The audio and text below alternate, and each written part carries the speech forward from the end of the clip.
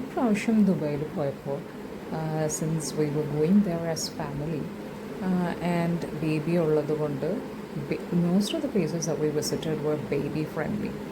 So one of the places that we opted for was Sharjah Safari Park. Obviously because അവൻ്റെ ബുക്കിൽ ആനിമൽസും ബേർഡ്സിനെയൊക്കെ കണ്ടാൽ അവനൊരു സന്തോഷം കിട്ടുമല്ലോ വിചാരിച്ചിട്ട് ആണ് നമ്മൾ സഫാരി പാർക്ക് ഓപ്റ്റ് ചെയ്തത്. എന്തായാലും നല്ലൊരു തീരുമാനമായിരുന്നു. Because he also enjoyed it.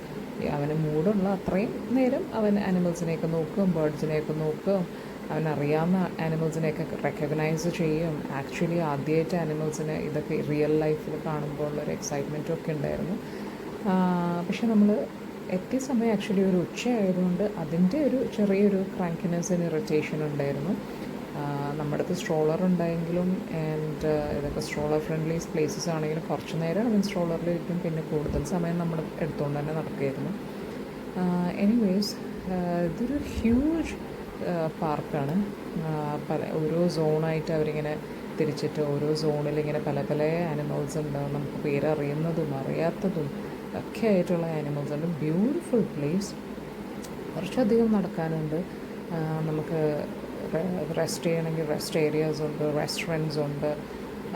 പിന്നെ നമ്മൾ ഈ നടന്നൊക്കെ കഴിയുമ്പോൾ പിന്നെ നമുക്കൊരു സഫാരി ബസ് റൈഡും കിട്ടും. ലൈക്ക് ഈ സഫാരി ബസ് റൈഡ് ആക്ച്വലി ഈ കുറച്ചും കൂടെ വലിയ ആനിമൽസിൻ്റെ ഇടയിൽ കൂടെയാണ്. ഫോർ എക്സാമ്പിൾ ലൈക്ക് ലയണും ടൈഗറും റൈനോവും ഹിപ്പോയും മങ്കീസും അങ്ങനെയൊക്കെ ഉള്ള നമ്മൾ വെളിയിൽ നിന്ന് നടന്ന് കണ്ട് അവരെ ഒരു എൻക്ലോഷറിനകത്ത് കേജ്ഡ് എൻക്ലോഷറിനകത്തൂടെ കണ്ടതൊക്കെ അത് നമുക്ക് കേജ് ഇല്ലാതെ ആക്ച്വലി ഇവരെ കുറച്ചും കൂടെ അടുത്ത് കാണാൻ പറ്റുന്നൊരു ഓപ്പർച്യൂണിറ്റി ആയിരുന്നു അത്.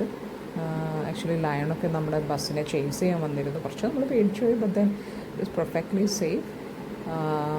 ആൻഡ് ആനിമൽസ് അവരുടെ തന്നെ ആയിട്ടുള്ളൊരു എൻക്ലോഷറിൽ ഇങ്ങനെ കുറച്ച് നന്നായിട്ട് നിൽക്കുന്നുണ്ട്. നല്ല രസമായിരുന്നു മൊത്തത്തിൽ ഒരു എക്സ്പീരിയൻസ്. ആൻഡ് നമ്മൾ ബസ്സിൽ കയറിയപ്പോഴത്തേന് പിന്നെ ഈവനിങ് ആയി. ആൻഡ് സമയം നല്ല ഈവനിങ് ആയി, ട്വൈലൈറ്റ് ആയപ്പോൾ സൺസെറ്റും നല്ലപോലെ കാണാൻ പറ്റി. ഈ ഓരോ ആനിമൽസിൻ്റെ അടുത്തെത്തുമ്പോഴും നമ്മുടെ ഗൈഡ് ഒരു ആളുണ്ടായിരുന്നു. ആ ലേഡി ഉഗാണ്ടയെന്നോ മറ്റാണ്.